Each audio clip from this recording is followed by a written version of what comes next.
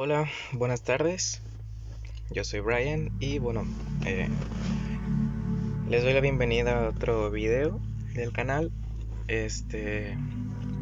Vamos a continuar la lectura de Viajes fuera del cuerpo de Robert Monroe.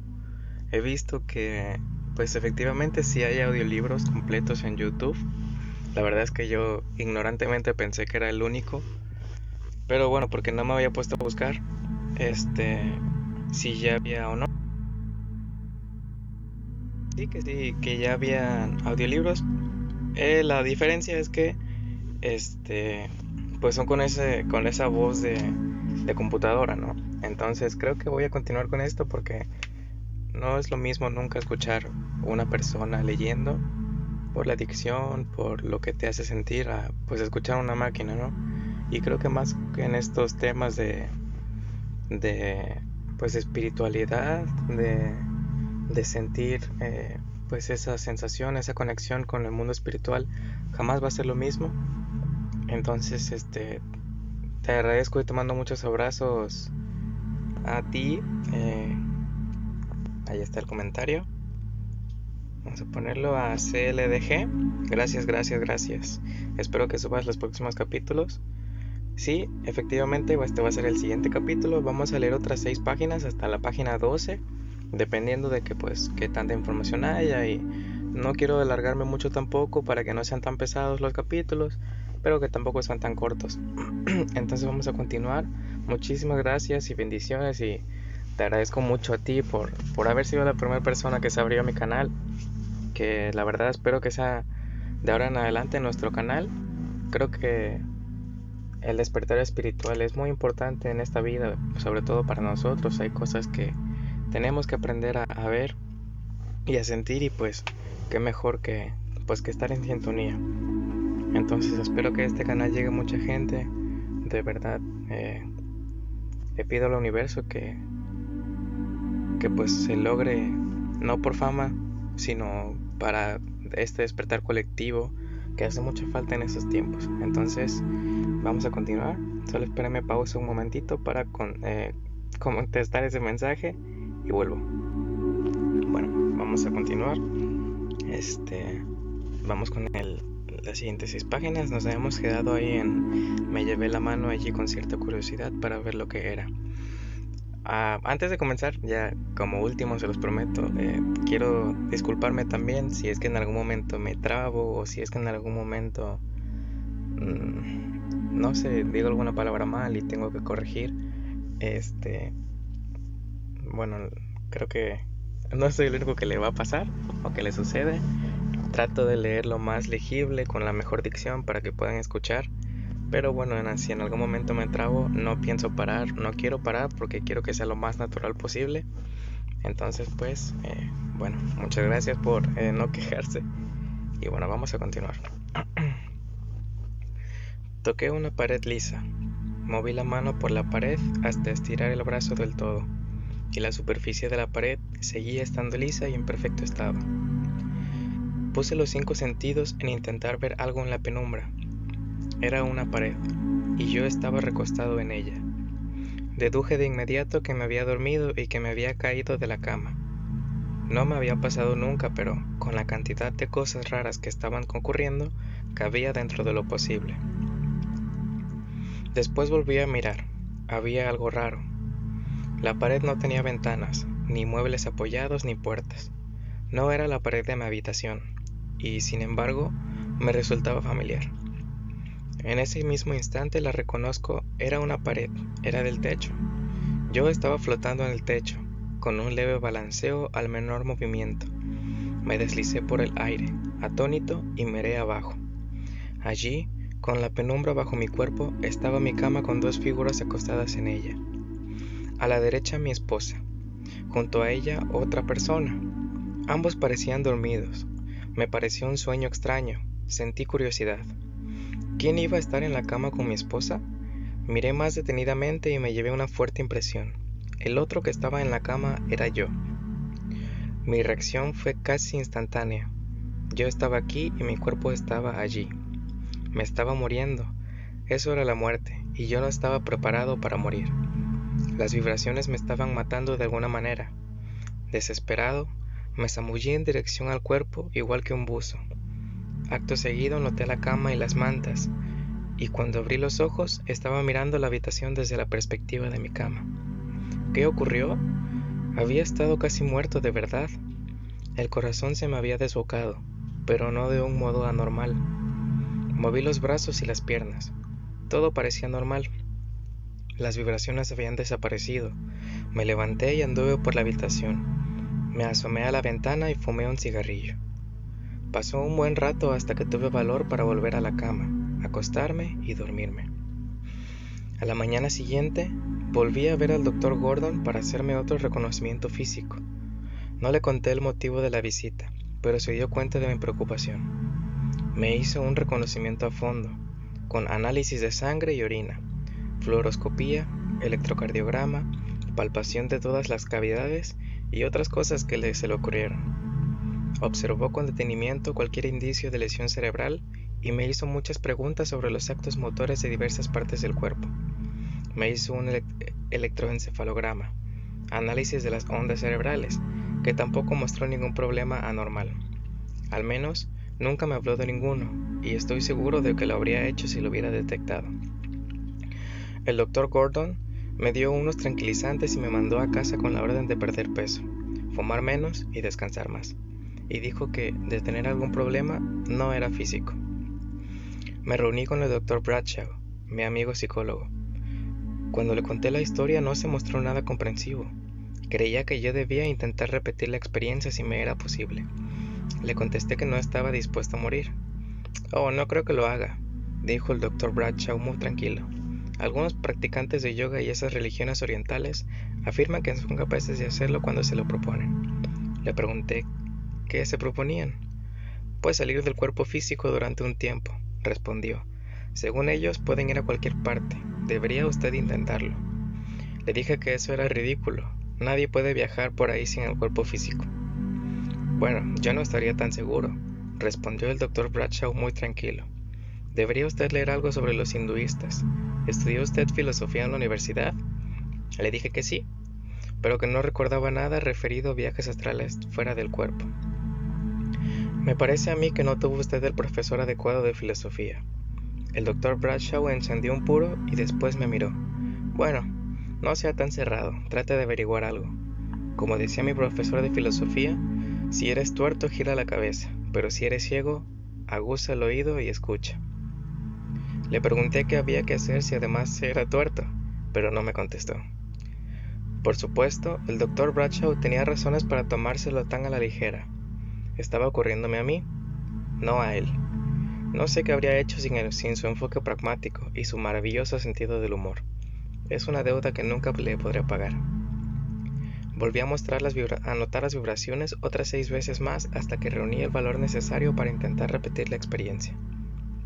Cuando lo hice fue un anticlímax. Se me ocurrió salir flotando hacia arriba en plenas vibraciones y lo conseguí.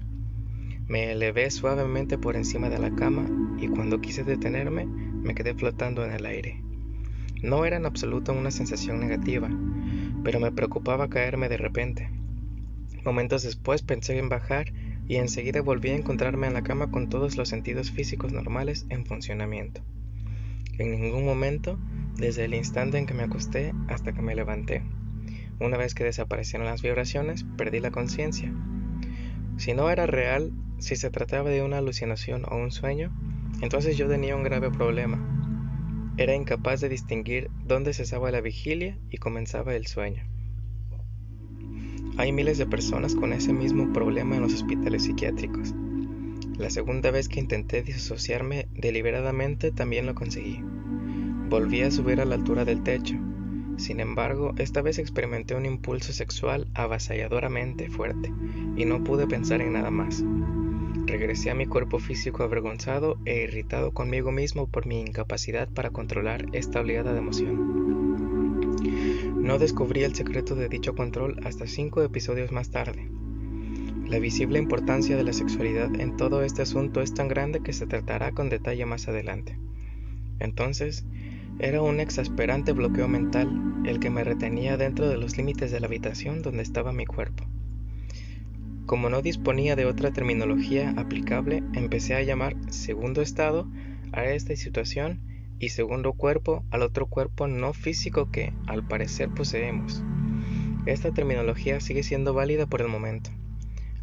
Hasta la primera prueba experimental, que pudo ser verificada, yo pensaba que esto no era sino ensoñaciones, alucinaciones, una aberración neurótica, una esquizofrenia incipiente, fantasías causadas por autohipnosis o cosas peores. La primera experiencia contrastada fue un auténtico mazazo. Aceptar los hechos afectaba prácticamente toda mi experiencia vital hasta ese momento, a mi información, mis ideas y mi escala de valores.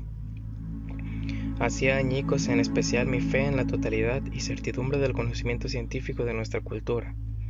Yo estaba seguro de que nuestros científicos tenían todas las respuestas, al menos la mayoría.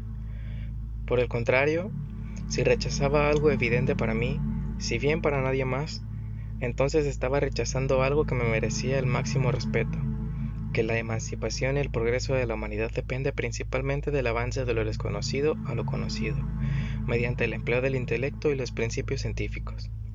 Ese era el dilema.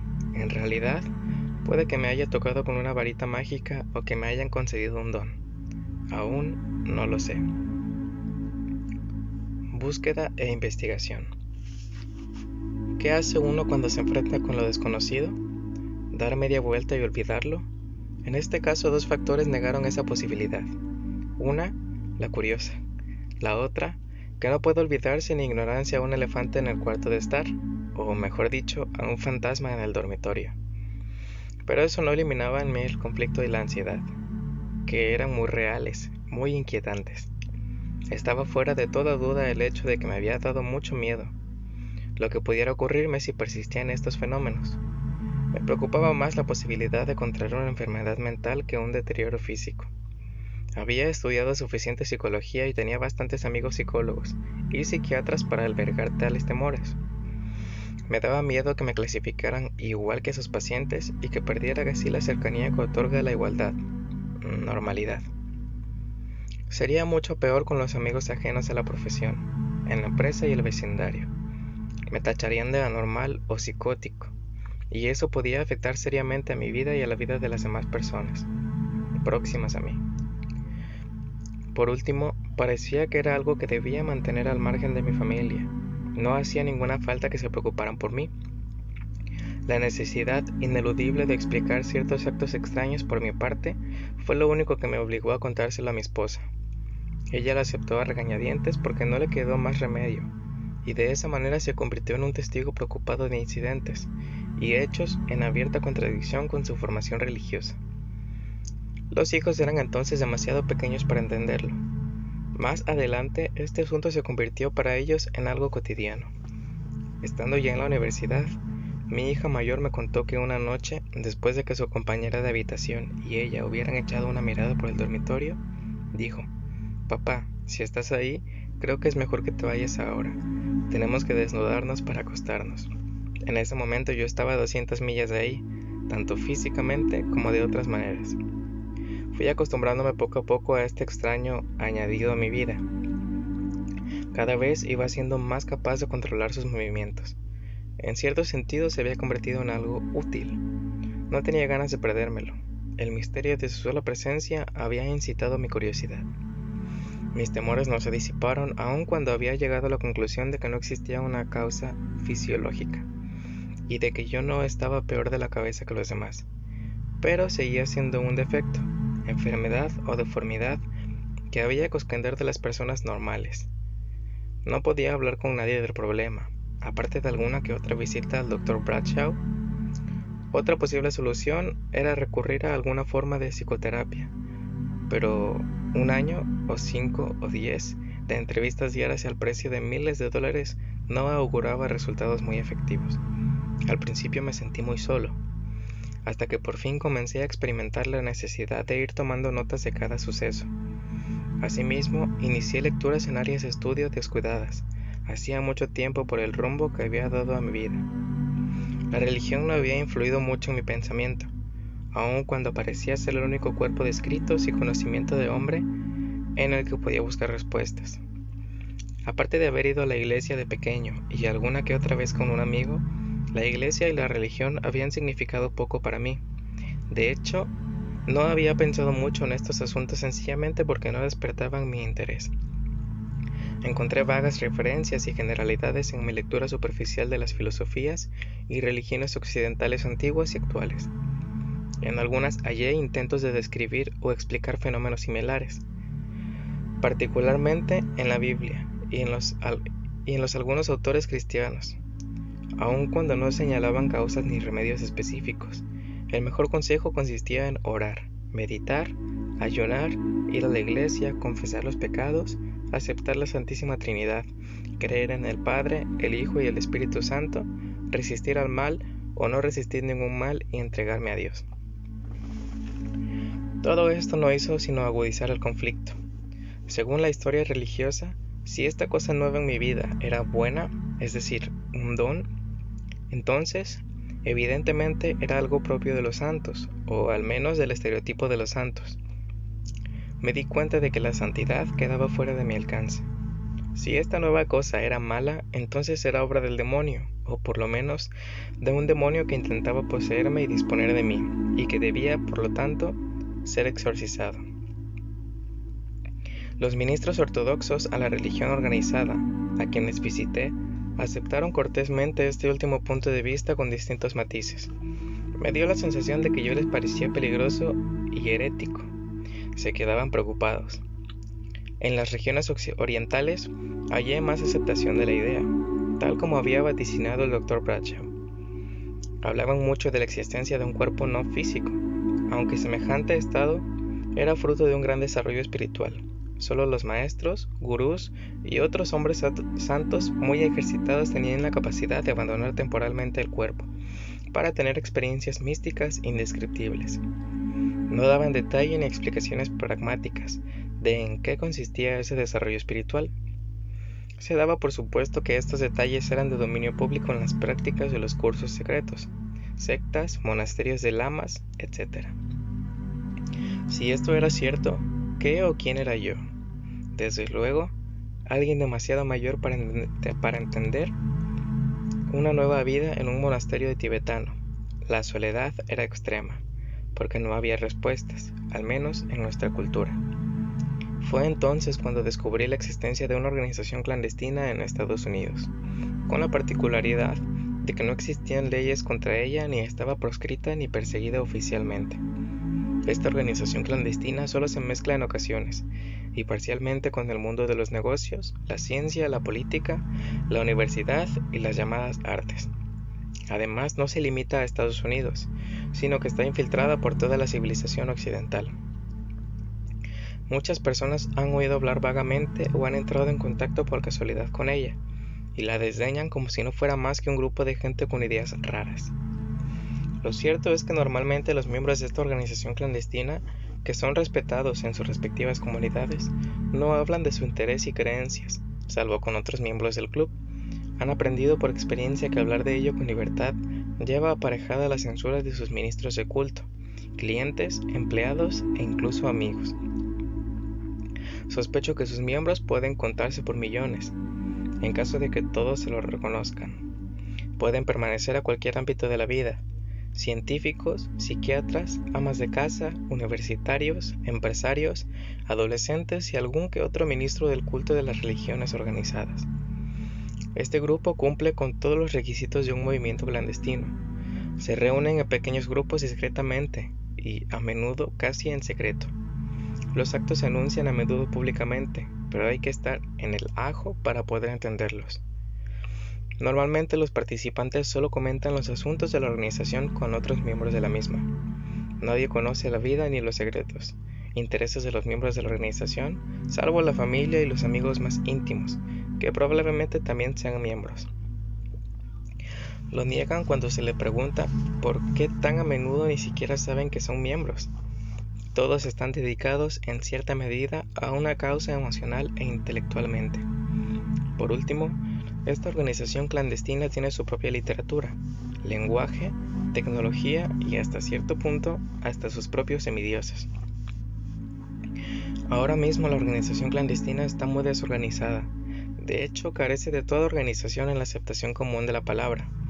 Raramente han llegado a ponerse un nombre de los grupos locales.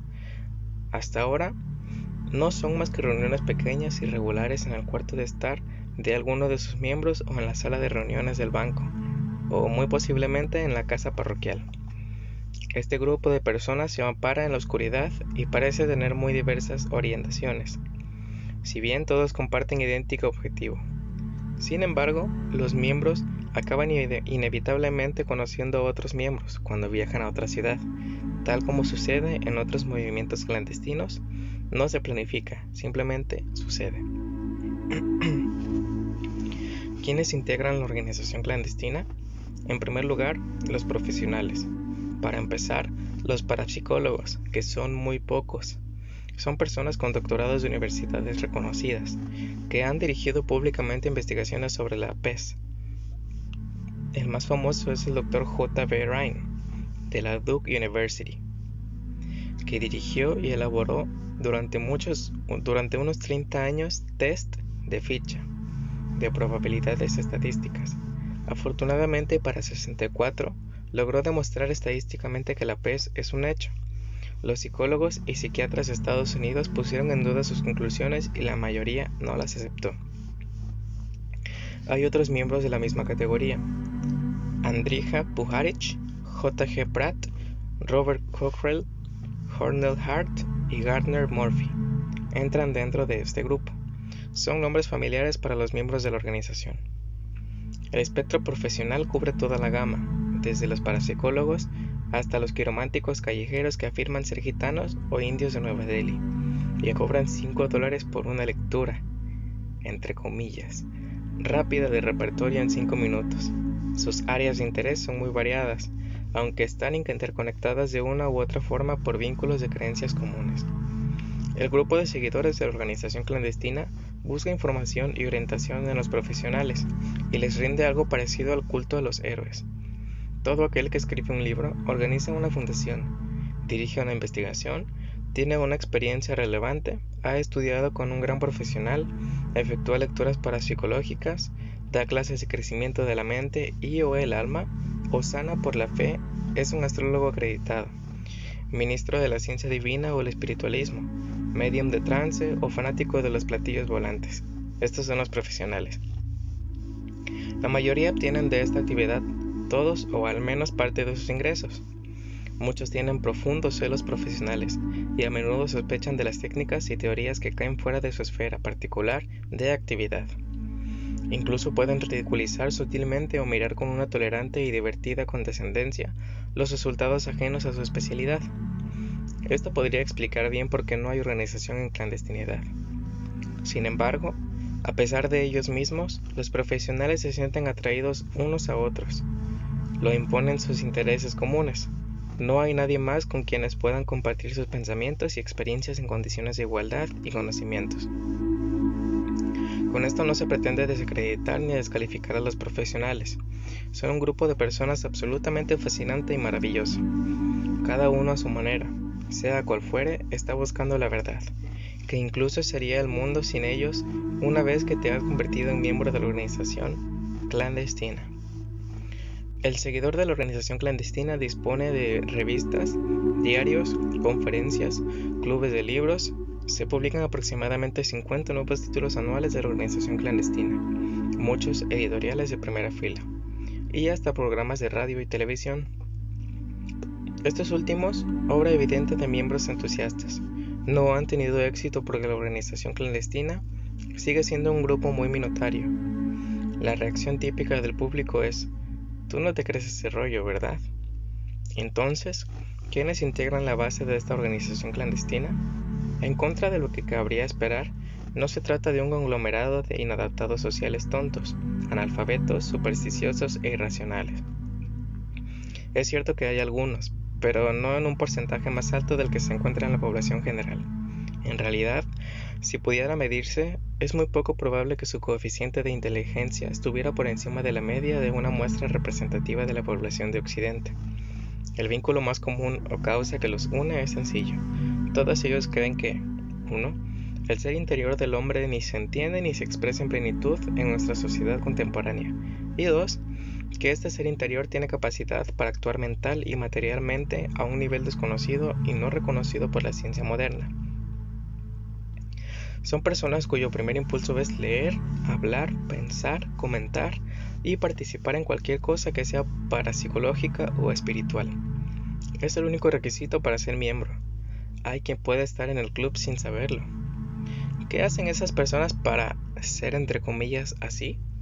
La respuesta más común es tener la experiencia o formar parte de un fenómeno que no puede explicarse por las modernas enseñanzas científicas, filosóficas o religiosas.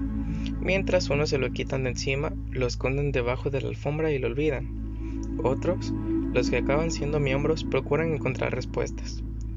Yo llegué a ser miembro porque no pude encontrar otra fuente de información. Por desgracia, la información que yo estaba buscando era verdaderamente escasa, incluso en este extraño, viejo nuevo mundo. Pero al menos habían algunos que se tomaban en serio la posibilidad de que el segundo estado podía ocurrir y ocurría realmente. No tardó en quedar claro que la organización clandestina había surgido hacia más de un siglo o aún más, cuando la ciencia actual empezó a organizar las ideas del hombre y apartarlas del conocimiento irracional y sin fundamento. En semejante esfuerzo de depuración, todo aquello que no superara la prueba empírica era implacablemente rechazado por la comunidad científica. Y quienes seguían manteniendo las creencias rechazadas perdían su reputación. Si persistían en el empeño y querían seguir estando en activo y ser aceptados por la sociedad, no les quedaba más remedio que seguir practicando de manera clandestina sus ideas secretas y ofrecer otra imagen públicamente. Muchos de los que se rehusaron a practicar este engaño llegaron a convertirse en mártires. Hasta la fecha, sigue imperando en gran medida idéntica actitud en esta sociedad ilustrada. De los profesionales conocidos por sus colegas como partidarios de la parapsicología o cosas similares, tal vez haya 5 que siguen despertando admiración e inspiración respeto públicamente por su trabajo. Ya sea la medicina, la psicología, la psiquiatría o las ciencias físicas. Creo que ya he estado con todos ellos. Lo malo es que sé más que ellos, mejorando lo presente, porque no saben gran cosa del segundo estado ni del segundo cuerpo. Pero lo que más me ha gustado ha sido la gente a la que he conocido en la organización clandestina. A estas personas las he encontrado en poblaciones pequeñas, grandes ciudades, empresas, grupos parroquiales, universidades, hasta en la Asociación Americana de Psiquiatría. Por lo general son personas verdaderamente amables, son animados con un cálido sentido del humor, forman un grupo alegre capaz de reírse llegado el caso hasta de las cosas que les interesan seriamente. Tengan o no esta intención, son el grupo con más altruismo y empatía de todas las personas que conozco. No es casual que sean también los más religiosos en el verdadero sentido de la palabra. Aunque parezca lo contrario, no es mi intención despreciar las demás fuentes y materiales escritos en los escritos parapsicológicos. Cada uno tiene su propia versión de la verdad, y quizás haya muchas verdades. He participado en sesiones con algún medium, he formulado preguntas concretas y he recibido respuestas vagas, que me parecían meras evasiones en vez de las respuestas directas que tanto buscaba. Sin embargo, más adelante me quedé atónito al participar en un experimento de segundo cuerpo, que corroboró, para mí y para otras personas, la autenticidad de la capacidad del mencionado medium. La verdad es ciertamente un misterio. La obra de Edgar Cayce, una figura venerada prácticamente como un santo en el mundo de la parapsicología, ha sido indudablemente la más conocida y analizada. Si bien resulta increíble en términos de la ciencia y la medicina actuales, más concretamente fue una manifestación de la verdad por mucho que la historia no lo recoja salvo en algún oscuro archivo. Hoy día, 20 años después de su muerte, no se sabe más que entonces sobre aquello en lo que consistía su capacidad y cómo funcionaba. Bueno, vamos a dejarlo ahí porque como ven en el siguiente párrafo se sigue. No es como que tenga un punto y quería dejarlo justo en la página 12 para llevar el control de la lectura y pues para que los que vean los videos y estén también escuchando el libro tampoco la tengan tan complicada en organizarse. Bueno, muchísimas gracias por haber visto el video, por haber escuchado. Espero de verdad que les guste, porque tal vez al principio el libro no está tan enfocado en el interés por el que entramos o por el que nos decidimos a buscarlo. Sin embargo, como cualquier cosa, hay que empezar por el principio, aunque suene redundante, para poder entender lo demás. Entonces, bueno, espero que les haya gustado mucho. Voy a subir también un video, de hecho lo voy a grabar después de este video y probablemente lo suba también después de sobre mi experiencia personal en mi despertar espiritual, porque creo que es importante no solamente un libro, sino explicar de forma personal cómo ha sido mi despertar espiritual, que actualmente la verdad es que no estoy muy avanzado, pero creo que si alguno se siente identificado conmigo y entre más seamos, más fácil va a ser este desarrollo colectivo. Entonces, muchísimas gracias por ver el video. Espero que si tienen algún contacto, compartan el video. Si tienen alguien que quiera conocer acerca de los viajes astrales y si está interesado en este libro, lo compartan, para que pues poco a poco seamos más personas en este desarrollo espiritual. Muchísimas gracias y bueno, nos vemos en el siguiente capítulo, que probablemente lo voy a subir pasado mañana, pero voy a tratar de subirlo mañana para llevar pues un video diario. Ok, muchísimas gracias. Hasta otra.